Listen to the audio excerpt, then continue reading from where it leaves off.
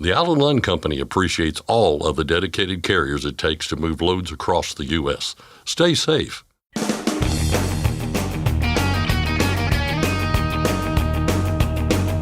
OOIDA, representing America's truckers since 1973, presents Landline Now with your host, Mark Redding. Interior remodels are always an attention getter at truck shows around the country. We caught up with Easy Pete Interiors out of Iowa to talk with them about how they got started and what it's like transforming trucks into a driver's dream come true. Tennessee has a new transportation plan that includes some toll lanes. However, the current lanes truckers use there will remain as they are, and using additional lanes will be a matter of choice. I'll talk with Brian Ledford of the Tennessee DOT. And finally, driver training, fraud, electric vehicles, and automatic emergency braking. Those are some of the top trucking issues right now, and were also covered last week at OOIDA's Board of Directors meeting. I'll cover that with Bryce Mungen of OOIDA's Washington, D.C. office. But first, the news with Scott Thompson. Thanks, Mark. The bill in the U.S. House of Representatives that would prohibit the Federal Motor Carrier Safety Administration from imposing a speed limiter mandate on heavy trucks has picked up another supporter. Congressman Dusty Johnson of South Dakota is the DRIVE Act's 42nd co-sponsor in the House. A companion bill in the Senate has a dozen co-sponsors. On paper, FMCSA still plans to publish a supplemental notice of proposed rulemaking this coming May, at which time it was widely expected that a proposed top speed would be offered up. But OOIDA Executive Vice President Louis Pugh said that timeline may not hold true based on what he heard at a recent Commercial Vehicle Safety Alliance meeting. It was brought up because they always get reports in the committees from FMCSA and National Highway and a couple other groups, but it was brought up that there will probably be, as far as on the FMCSA side, there probably won't be any ruling or anything come out on speed limiters till this year, which probably makes sense since they don't have an administrator and it's an election year and we're probably not going to get an administrator till next year, so yeah. No matter what happens, a speed limiter conversation isn't likely to go anywhere anytime soon, which makes it just as important to let your lawmakers in Washington, D.C. know where you stand. To make that process easier, check out the fightingfortruckers.com website. Transportation Secretary Pete Buttigieg heads to Capitol Hill this week to answer questions about the department's budget request for fiscal year 2025. A hearing before the House Appropriations Subcommittee for Transportation is scheduled for Tuesday morning. 2 days later, Secretary Buttigieg will head over to the Senate side to do it again. The White House budget includes some $964 million for the Federal Motor Carrier Safety Administration, up slightly from the $951 million approved for this current fiscal year. It's going to be a busy week on Capitol Hill. Also taking place, a vote on Jennifer Homendy's bid to stay on as leader of the National Transportation Safety Board. The Senate Commerce Committee has scheduled a vote on Wednesday. If Homendy gets enough votes there, her nomination will head to the Senate for a full vote. Homendy has been chair of the NTSB since August of 2021.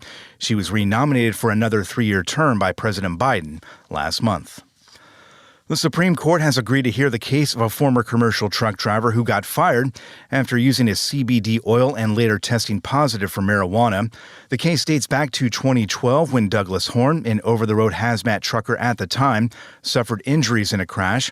Several months later, looking for an alternative to the prescription meds he was taking because of the crash, Horn came across an ad for a CBD-rich medicine called Dixie X that was said to contain no THC, the active ingredient in marijuana.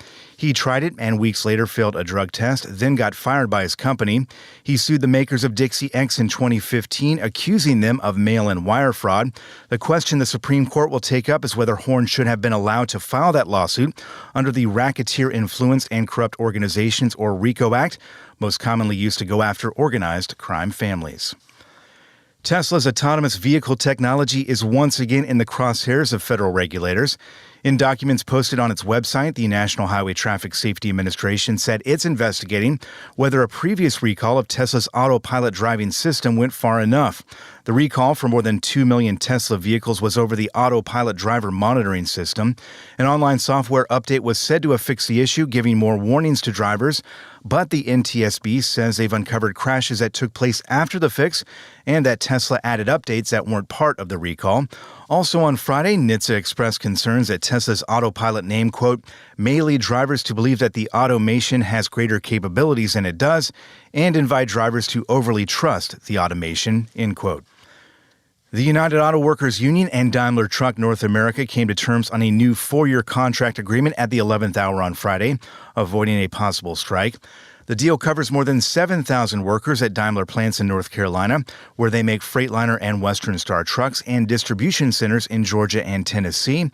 UAW President Shawn Fain detailed the terms of the agreement in a speech on YouTube. All Daimler workers will receive a minimum of a 25% general wage increase over the next 4 years. When this deal is ratified, you'll get a 10% pay increase. 6 months later, another 3%. 6 months after that, another 3%. That's a 16% raise in the first year of the deal alone. The new contract also includes the end of wage tiers at the company and other concessions, according to Fain. We said we needed protection against inflation so workers aren't left behind. And we won cost of living allowance for the first time in Daimler history. We said the company doesn't get to keep all the profits while the workers who build the product get the crumbs. So we want profit sharing for the first time in Daimler history. The agreement is tentative for now because union members still need to approve it. Volvo Trucks North America is making a change to the new Class 8 tractors rolling out of the New River Valley plant in Dublin, Virginia. They'll be leaving with tanks of hydro-treated vegetable oil. In a news release, Volvo said the company will be using a three-pronged strategy for cutting emissions that focuses on battery electric, hydrogen fuel cell, and renewable fuels. Hydro-treated vegetable oil, or HVO, is a renewable fuel that can be used in the same engine as fossil-based diesel without requiring engine modifications. Volvo Trucks says it's fueling new trucks leaving the Virginia plant with up to 25 gallons of HVO per tank. Tanks and trucks heading directly to customers will be filled completely. In all, it's a move Volvo says will replace more than 1.1 million gallons of fossil-based diesel every year. 2 people were killed in central Texas over the weekend in an incident involving an oversized load. It happened on Saturday on State Highway 36 in Temple, Texas, between Austin and Fort Worth. Authorities say things went wrong when the oversized load came off the flatbed, crushing 2 people in a car. It took several hours to pull a third person from the wreckage. That person has life-threatening injuries. Authorities say the total weight of the load was 350,000 pounds. The cause of the incident is under investigation. Interstate 40 on the Arizona-New Mexico border reopened Sunday following a freight train derailment. The BNSF railway train came off the tracks near Lupton, Arizona on Friday. Nobody was hurt, but the incident did cause fires and controlled burns that lasted much of the weekend. I-40 was shut down at times in the area while crews got the situation under control. And while the highway is back open, authorities say motorists should use caution in the area since heavy smoke remains. Something that will take longer, the investigation into what caused the derailment. The National Transportation Safety Board has taken the lead on that one. And finally, we should get more details next week about the plan for rebuilding Baltimore's Francis Scott Key Bridge. The Maryland Transportation Authority is hosting a virtual forum on May 7th. New information on the process and a request for proposals are expected. Officials will also make themselves available to answer questions. That's Landline Now News for today. I'm Scott Thompson. Thanks, Scott. Congratulations to Antonio Menevar of Laredo, Texas. He's received the OOIDA Safe Driving Award for 10 years of safe, accident-free driving. That's the equivalent of a car driver going 75 years without causing a single accident. Next, the folks from Easy Pete Interiors talk about what it's like to transform trucks into a driver's dream come true. Brian Ledford of the Tennessee DOT explains the state's new transportation plan, and I'll cover the OOIDA board meeting with Bryce Mungen. We'll be back in just a moment with more news and information. I'm Mark Reddick, and this is Landline Now. Thanks for listening. Be sure to like and subscribe. If you want more content, go to landline.media to get updated news, information, and archived editions of our show. Once again, that's landline.media. Penske owns and operates some of the best-maintained vehicles on the planet. Our used trucks come with a 5-year maintenance report and pre-sale inspection. So if you're in the market for a top-quality pre-owned truck, look no further. Search our inventory today at PenskeUsedTrucks.com. Control your toll costs and eliminate tolling headaches with Prepass Tolls. Prepass Tolls means toll volume discounts. Just one invoice for all tolls and fewer violations. Call 877-878-5970 or go to prepass.com.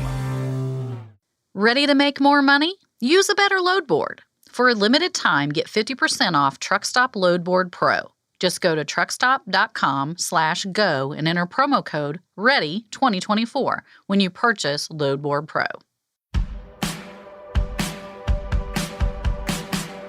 Landline Now, welcome back. Trish Ekrid joins me now. She is the Chief Operations Officer for Easy Pete Interiors out of Iowa. Trish, starting off, tell me about what your company does. Easy Pete was set up to add dress-up pieces to the inside of the newer Peterbilts. We really feel that the Peterbilt is an amazing truck. However, those interiors are really bland. 359s had a beautiful interior way back in the day. However, they've really gone away from that to just more of a bland, stock, kind of plastic feel to it. They needed a little bit of excitement inside. Dress them up a little bit. So we created some pieces to add in. Since then, we've kind of grown into other things too, but for the most part, that's the big bulk of what we do. When and how did Easy Pete Interiors get started? Oh, that's a great story. So my husband, actually, ever since I was a really small child, his dad was an auto upholsterer since 1956. So when Tim came along in 1977, his dad was kind of on the older side, but was doing custom vans back then. Before there were custom vans, he was building them out of a shop in his garage over here in Iowa. And Tim started making buttons at 5 on a little one-arm pull machine and really just grew up in the auto upholstery industry, doing everything.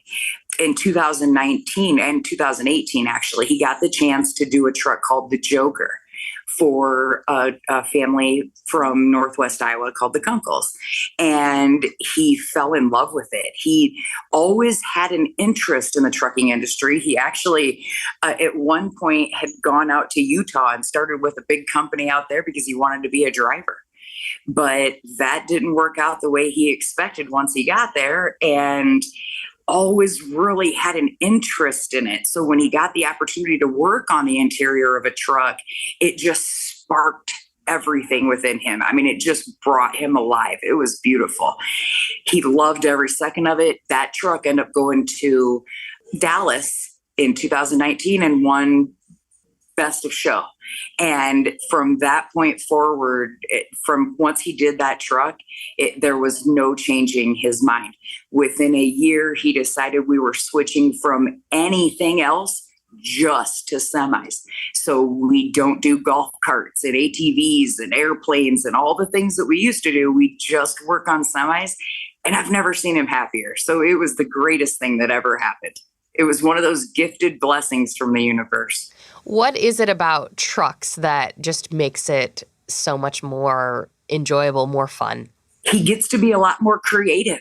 He gets to do a lot more that comes from his soul. I guess he's an artist at heart. I'm a numbers girl. We're totally different, but getting to watch that is just amazing. So on doing, let's say, an old car, a 57 Chevy, everybody wants it to feel like it did in 57. You don't get a lot of opportunities to grow and be artistic and do different things.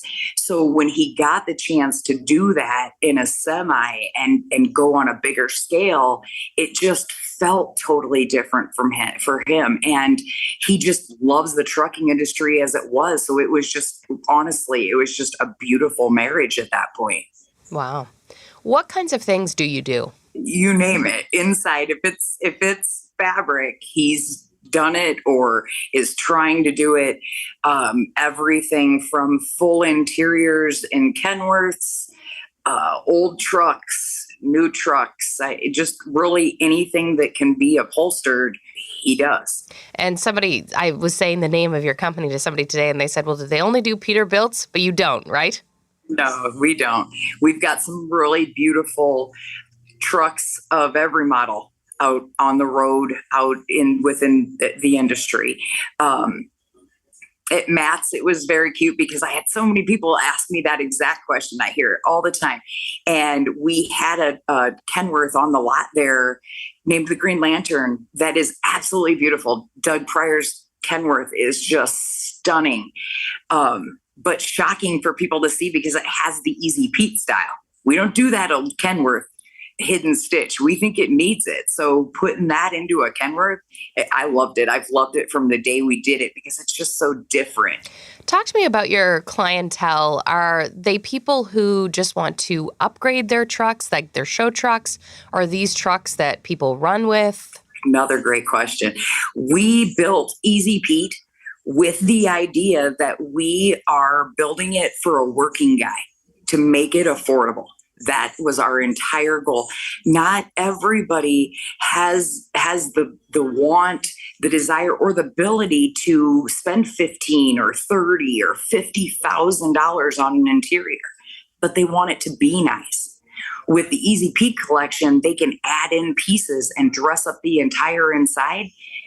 Shoot, if you do the best of everything that I've got for a new Peterbilt, you're in under $5,000, which is sleeper, cab, the whole 9 yards. I mean, and that's an entirely different thing than going out and spending $30,000 or $40,000. And we've done those too, and we do. But our bread and butter, we're working people. We come into the shop every day. Our hands are dirty. I got sores and everything. I promise. We're in here every day. But it's one of those things that not everybody wants to go way overboard. So it gives them the ability to pick and choose and make it what they want it to be without spending an astronomical amount. What is the process like when someone contacts you and they want some work done and maybe they know exactly what they want or they don't? What's that process like? They get me on the phone. So I get to do all the sales and the talking. Tim does all the building. We initially will go through what it is that they want, what kind of truck they have, what do they want it to feel like? Do they want it to feel like a show truck, or do they get in and work it and haul bowls every day? And we kind of go through those things because there are different options and different possibilities. Some guys don't want to do buttons. Some guys want something a little bit different. So we kind of work through what it is that they're looking for and get it all settled in. If they know what they want and they're clear, we can set that order up, do it right now, and get it out to the shop today. If it's something that they need samples, I send those out, or pictures of interiors that we've done that are similar so they can kind of see what they're looking at, those kind of things. How fun is it to be around this process to, meet the client at the beginning and kind of hear their vision and then kind of to see the whole process through? I am the luckiest girl in the entire world. And I'll tell you why, because I get to go through the process of coming up with the idea of what they're going to choose and setting up that order and hearing their excitement from the minute that they contact me. But I also get the package has arrived and I've got it and I can't believe what just got here at my house, and the pictures of once they get it installed. I have a couple that I worked with down in Texas, and Fishbone Trucking, he knew what he wanted, but she was going to buy it for him as a gift for Christmas. So he worked through with me on the things that he wanted. We got it kind of set up, and then her and I worked on the backside to add some extra things and get it kind of fancied up. Men in general, they don't get the same, that Red Ryder BB gun. You know, the Red Ryder BB gun, how a boy gets so excited because he wants what he wants under the tree. Men in general don't get that as much as everyone else. Especially in the trucking industry, they're away from home. They don't get to be there necessarily when exciting things happen in the family, and they don't get to be excited and as much as they should, to be honest. So I set up with Deanna down in Texas that we were going to ship the box.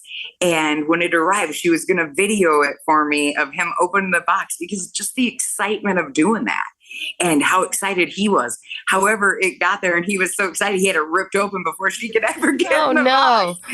And that's one of my favorite things. seriously, a guy should be that excited. You know what I mean? So it was really fun. We got to spend a bunch of time with them at Matt's. Wonderful people. Still doesn't even have all of his stuff installed at this point, but really awesome. Just a great experience. And I get both ends of it. Tim, in fact, we just had this discussion. We went to Oroville, California, and we had to drop off an interior to a guy. And beautiful hide. He had ordered it, shipped it to us. We did this incredible interior. And about a week and a half, 2 weeks ago, we dropped it off. And Tim got the opportunity to experience what I often get. The guy opening the box, seeing it for the first time, the feeling that he has in, you know what I mean? Seeing his dream come out in pieces. And we talked about that literally all the way on the drive back from California to Iowa. What an amazing feeling that is to get to share that with someone. It must never get old. Never, never, ever. I feel like the luckiest girl in the world. For 12 years before this, I was a supervisor for a big tech company, an area district manager. And boy, it was just like trouble, bad conversation. My life is so different now. I have never been happier either. It's just amazing. That's awesome. It is. Talk to me about truck shows. I know you were like recently at Matt's. What is that like to go showing off your work and then getting to talk to, like you just said, new and old clientele? It's a totally different experience because normally I'm talking to people over the phone, through text, through Messenger, anything other than in person. We're up in Northwest Iowa, so we don't have a lot of people that stop in. We get excited when we do, but it just doesn't happen that often. So going out to truck shows and meeting people in person, letting them feel the product in person is a totally different feel. I send photos all the time, but photos depend on the camera, the lighting, the literally everything. Seeing it and touching it, totally different ballgame. When we put our display in down at 4 States in their showroom, it was one of the greatest opportunities that we had just because it allowed people to go in and touch it, see it in person, see what it feels like. One of the great things about Easy Pete that most other companies don't offer is the quality of the product. I joke all the time that they built a 1,000,000-mile truck with a 2-day interior. How do you put cardboard interior into a truck that's going to go 1,000,000 miles? It isn't like the wife's grocery getter that's just running to the store a few times a week. You know what I mean? You sleep in it one night, you get condensation, everything, all of that. So the Easy Pete product is built to last. The oldest one in a truck is the Joker, which was put in 2018. So right now we're sitting 6 years in, and other than a little bit of wear and tear and things like that of climbing in the seat, most of it is in beautiful shape still, even with cleanings and all of the things. We've got several others that have been in for almost the same amount of time, but that backing and the quality of the materials that we use set it aside. So showing it off in shows and letting people see it and touch it really changes the ball game, I think. If anyone listening or watching wants more information, where can they go for that? They can go on my website, easypete.com. They can check us out on social media, Facebook, TikTok, Instagram, or they can call or text us directly, Messenger. Our phone number is 712-501-1558.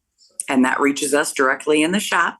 Honestly, I answer messages whenever I'm available. So truck drivers don't work 9 to 5 and neither do I. So sometimes if I'm awake and it's 11 and you message me, I'm going to message back. Just a warning. Just a warning. That was Trish Ekrid with Easy Pete Interiors. For Landline Now, I'm Ashley Blackford. Stay tuned for more after this.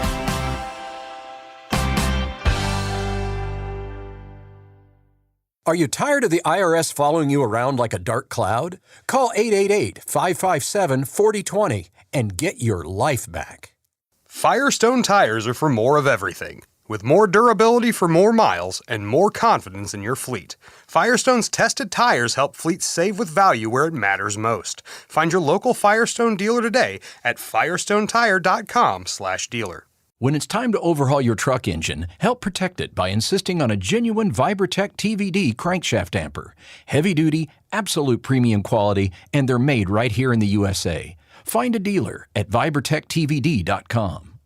It's tested and proven. Burn 2.1% less fuel when you balance all wheel ends with Centromatic. Call 800-523-8473 to get the OOIDA discount.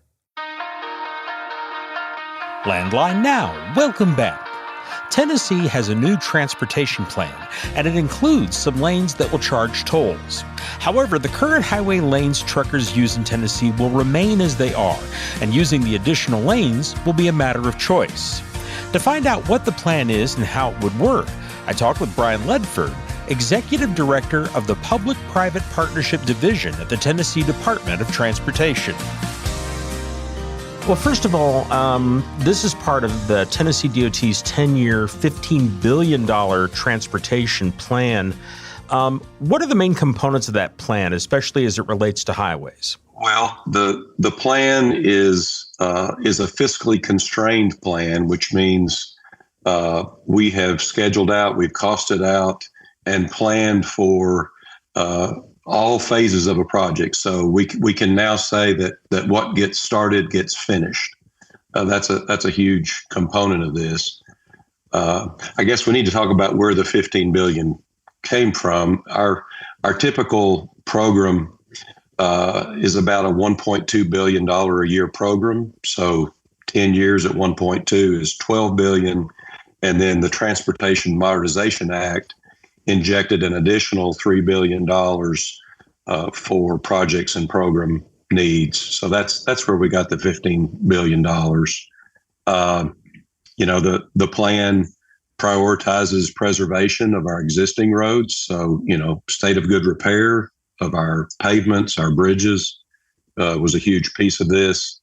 It sought to balance both urban and rural needs. We can't spend all of our money in one area.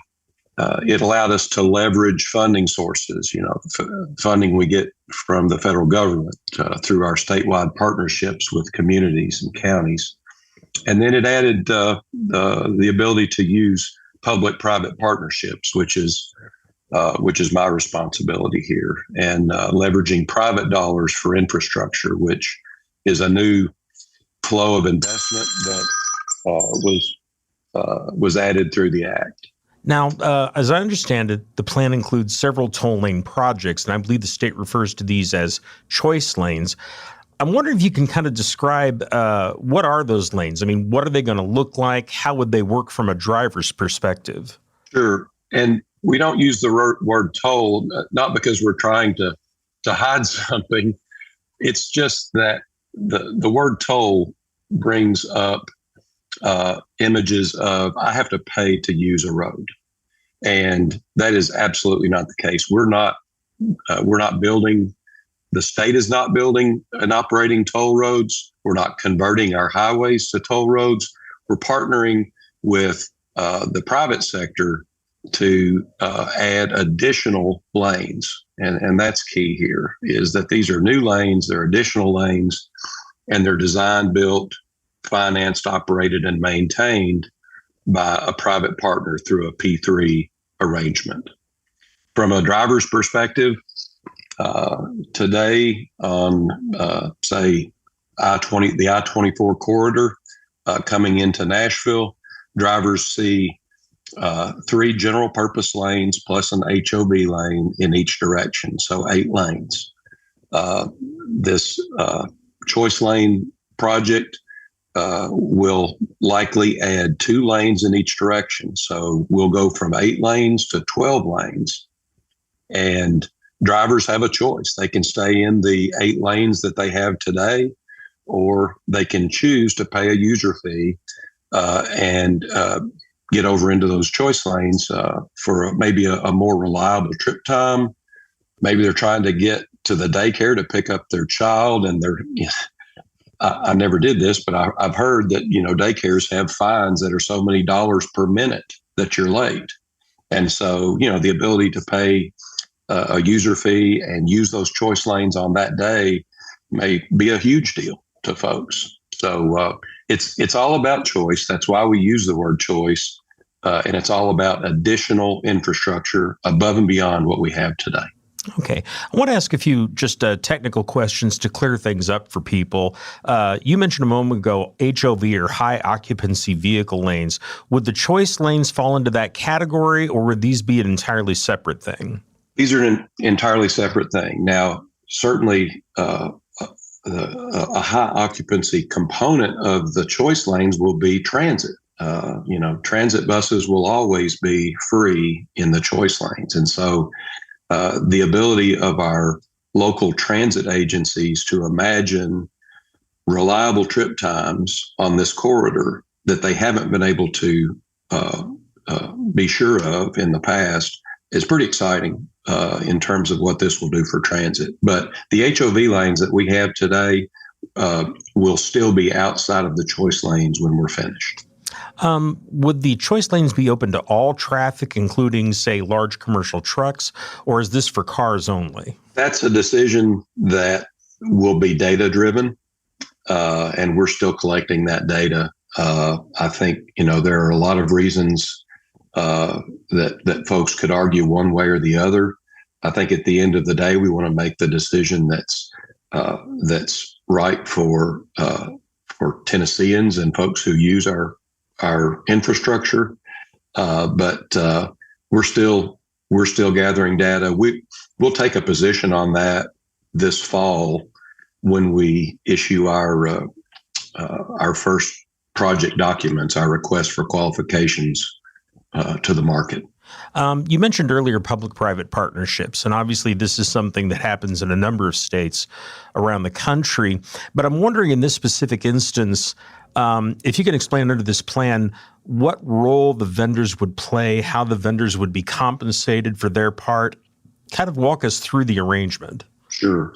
So when it comes to transportation infrastructure, public-private partnerships typically bring together developers, finance groups, folks with, say, equity that they want to invest, pension fund type investors, and then they leverage financing that's available, private financing or even public financing that's made available through the Build America Bureau, TIFIA loans, private activity bonds. These are all forms of private financing that could come to bear on a project like this.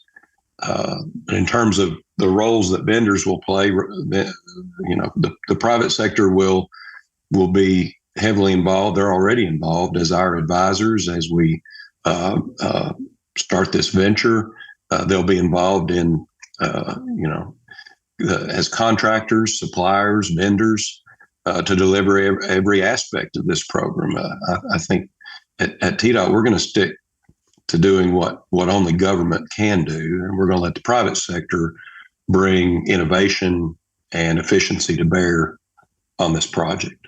You mentioned the Nashville area, so I'm assuming that's one of the areas where you're looking at putting the choice lanes. Can you give us an idea of some of the other areas, what highways or what regions of the state where these choice lanes will be put? Certainly. We studied, traffic and congestion all across the state, and a number of corridors were identified as potential choice lane candidates in Chattanooga, section of I-24 there, in Knoxville, a section of I-40, and then in Nashville, the I-65 corridor, the I-24 corridor.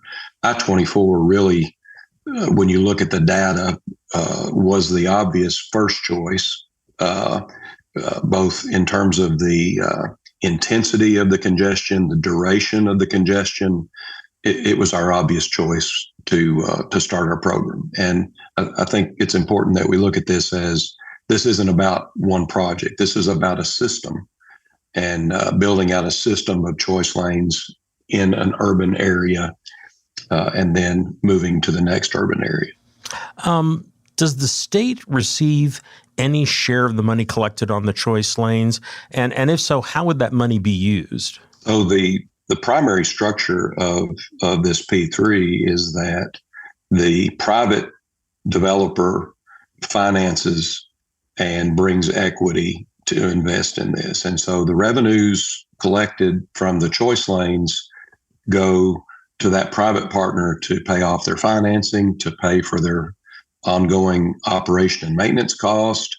I mean, this is a long-term concession. So, I mean, this could be a 40, 50-year concession. So there's major rehab of that facility that will have to happen over time. So revenues have to go to that, to pay back the equity that, came to the table to construct this. If the lanes are successful beyond some measure of return, there are sharing mechanisms that kick in where the state and the private sector would share in any overage, the decisions about where that type of revenue share money would go. I don't have the answer for that. An obvious, first choice for me would be to reinvest that in urban congestion, where choice lanes are in effect letting urban congestion pay for urban congestion. So if the state were to receive funds from that, I think it would make sense to reinvest that in the urban area.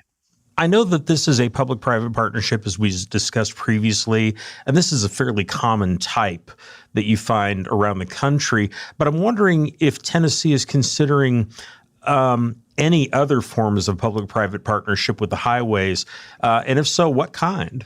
In terms of highways, I think congestion relief projects are the most logical for us, because they allow us to expand and still allow for choice. I mean, we're not interested in building toll roads, as I said, and so some states have used public-private partnerships to build maybe a new facility that is strictly a toll facility. We're not interested in doing that. The Transportation Modernization Act does not allow us to do that. And so, I think congestion relief is what makes the most sense to TDOT. Outside of TDOT, I mean, you see public-private partnerships in housing for education, in affordable housing initiatives. And I think as agencies face, budgetary constraints going forward, looking at bringing private investment to bear on infrastructure, it just makes a lot of sense. Okay. That's all I have, Brian. Is there anything else you want to add, or maybe I didn't ask about that you think I should have? No, I think that's a pretty good snapshot of what we're trying to do in Tennessee. I mean, our goal is to provide safe, reliable transportation system, and we want to support economic growth, quality of life for Tennesseans, and this is a great way to bring new resources to bear to accomplish that. Thank you very much for your time. I certainly appreciate it. Thank you for having me. That was Brian Ledford, Executive Director of the Public-Private Partnership Division at the Tennessee Department of Transportation, talking about the state's plan for so-called choice lanes on some highways in the state. You can learn more about the Tennessee plan and the choice lanes concept by going to the website landline.media. At that same website, you can follow trekking and transportation news from any individual state. Just go to the News tab at the top of the page and scroll down to Daily News by State. Again, that's at the website landline.media. We'll be back in just a moment with more news and information. Please stay with us through a short commercial break. I'm Mark Rettig, and this is Landline Now.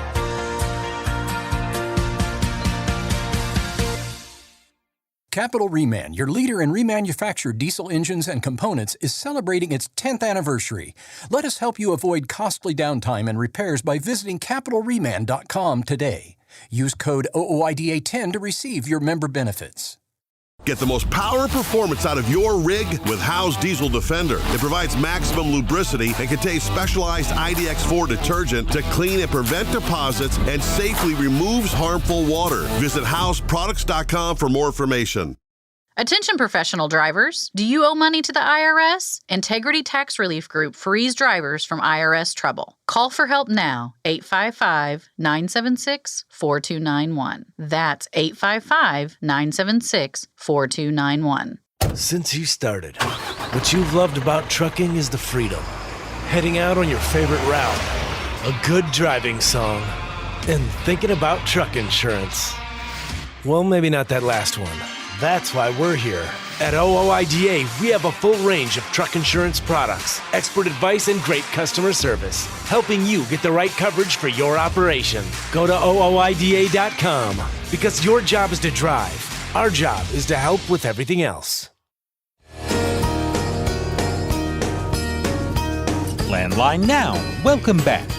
Driver training, rampant fraud, the push for electric vehicles, and automatic emergency braking.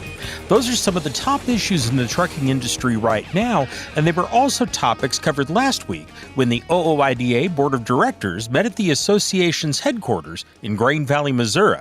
Here to offer some insight into that discussion and why it matters is Bryce Mungen of OOIDA's Washington, D.C. office. Bryce, how are you doing? I'm good, Mark. How about yourself? Very well. Interesting meeting, as they always are when you get 22 truckers around a table delving into these issues. The first issue I mentioned there is driver training, and there is a requirement in place now, but I know there are also concerns about the current requirement. Very briefly, can you kind of review what some of the concerns are? Yeah, so the biggest concern I would say is that the entry-level driver training rules do not have any sort of minimum behind-the-wheel time.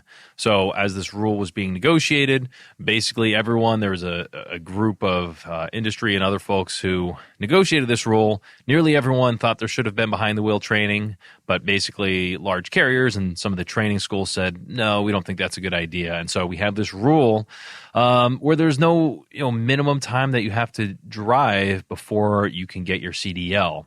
And what we talked about at the board meeting was, is this, are we at a point where we want to start taking a look at this again and see if there's a chance to strengthen these driver training requirements to require things like behind the wheel time?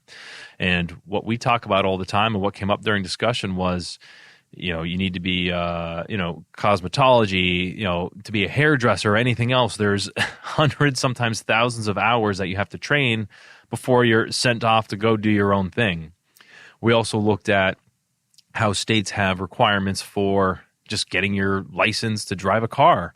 There's graduated requirements for that, for number of hours, for certain driving conditions. So that was a topic of interest and something that we discussed among the board about, is this an area where we want to focus in the coming months and over the next year or two as we examine our policy priorities? Okay. What are some of the barriers the association might face in trying to move some of those ideas forward? Yeah, unsurprisingly, it's probably going to be the same folks who are kibosh that minimum behind the hours training requirement as part of the original negotiated rulemaking. The reason we expect that is because there's an ongoing push to weaken driver training standards. Carriers have pushed for making certain exemptions that were given during the COVID emergency, wanting to make them permanent. They want to eliminate the requirement that while you're driving with your permit, the person who's supposed to be helping you and the person with the CDL, right now they have to be in the passenger seat helping you drive, making sure you're being safe. They want to do away with that requirement and allow the CDL holder to be anywhere in the vehicle so they could be back in the sleeper berth. They also want to eliminate a waiting period that's in place now to try and make sure that people have some time before they get the full driver's license. So we know that there's already a push to weaken requirements, so it's going to be those same opponents when we're trying to make them even stronger. I want to jump topics just a little bit here, Bryce, and get one in that I especially did want to get on today's show, which is the discussion about electric vehicles and specifically electric large trucks. It's something that has a lot of truckers' attention, and obviously the board was very interested as well. I'm wondering if you can convey some of what was discussed on that particular topic. Yeah, one of the things I like about sitting down with the board is you get some of these specifics that aren't always apparent to the people who aren't involved in trucking in day to day.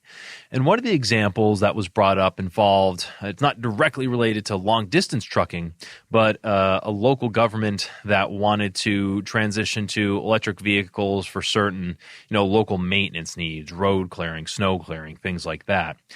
And what they found was basically, their existing storage and parking infrastructure wouldn't be compatible with the charging infrastructure. And once you start looking at, what needs are out there, how many trucks would need to be out on the road and how long they need to be out there, they realized that they would need more trucks to do the same amount of work because, those trucks can't work as long and it would take longer to charge them. So once you start pulling at these threads, you realize it's not just as easy as, I don't know. When we look at it, we don't think it's easy from the get-go, but it's not as simple as just buying the truck and plugging it in. It's, how is this going to work, for our existing operational needs, whether that's range, whether that's charging, storage, parking, everything else like that. So it's helpful to dig down in some of those specifics because, I think sometimes if you just speak in generalities, people are saying, oh, they never want to do this. They're just going to complain about costs and things like that. But when you get down to the specifics, you realize it's just becomes impossible in some ways. Well, and there's another thing that I know was discussed kind of in some side discussions. I don't know if it was actually discussed by the board in their meeting, but that's the problem with the electric grid and some electric utilities who are kind of balking at having all of this extra strain on the grid. Yeah, 100%. There's the example of a small fleet in Illinois that wanted to electrify and provide charging infrastructure, and the local electric grid simply couldn't handle that. That came up during the board as well, saying even if you wanted to add additional, for example, like solar capacity to try and put more energy back into the grid to charge vehicles, the grid just can't handle it right now. So there's all of these other concerns that need to be addressed, infrastructure needs that would need to be addressed before you could even transition to electric trucks. And kind of it's really we're left saying, well, this will get done. People will just take care of this and it's all going to work out. But for single truck operators, that's not really a good business plan. Okay. One other topic I did want to make sure we got in is this whole discussion about fraud in the freight hauling industry. And as I understand it, there was a presentation to the board from an outside group on this. Who gave the presentation and what sort of information did they bring to the board? Yeah, so Truck Stop, which I'm sure a lot of listeners may be familiar with, is an internet load board. And they really talked a lot about what they're trying to do to combat freight fraud and the fraudulent posts that they see made on their service. So it was interesting. There were a lot of details. I think it was interesting to see that they're doing a lot of legwork to try and root out bad actors and to provide carriers access to information to help spot potentially fraudulent loads and to help carriers do their homework. I will say one of the things that we came away from that conversation was we still think there's more that can be done. I don't want to just pick on Truck Stop, but whether it's Truck Stop or other load boards, and making sure that we're connecting all the dots and sharing all the information that's necessary with FMCSA and with law enforcement to help actually track down and get these bad actors. I think that's the big takeaway that I had, and I think some of my colleagues had, was everyone just kind of left pointing the fingers a little bit, saying, well, this person needs to do this. They're the one who really need to take action to try and combat some of this fraud. So that's definitely an area where we're going to be focusing as an association, is figuring out how can we finally make somebody accountable and finally start to move on this fraud. It really feels like, unfortunately, for carriers and owner-operators, they're left hand in the bag, kind of spinning their wheels, trying to figure out who do I go to when I encounter these issues? Okay, well, Bryce, we've run out of time here, but I want to thank you very much for all the information, and obviously we'll be talking more about these issues and others. Yes, thank you, Mark. I've been talking with Bryce Mungen of OOIDA's Washington, D.C. office. And folks, obviously, the truckers on the OOIDA board discussed and offered input on these issues, but it's really important that you offer input on these issues to your members of Congress. They're writing the laws that guide the regulatory agencies that establish the rules you have to live by. Call your members of Congress at the U.S. Capitol Switchboard at 202-224-3121, or you can write a letter using the website fightingfortruckers.com. That's our program. I'm Mark Reddick, and this is Landline Now. Thanks for listening. Be sure to like and subscribe. If you want more content, go to landline.media to get updated news, information, and archived editions of our show. Once again, that's landline.media. I'm a dad, a son, a husband, wife. I'm a writer, photographer. I farm. I'm a veteran. I love old cars, fishing, my kids, chrome, and I am a professional truck driver. And together we are OOIDA. OOIDA was founded by truckers to stand up and speak on behalf of truckers. We've done that by combining the individual voices of our members into a single, powerful voice. Protecting your interests, defending your rights. Join us! Make your voice heard. Join OOIDA, the Owner-Operator Independent Drivers Association. Call 1-800-444-5791 or visit OOIDA.com.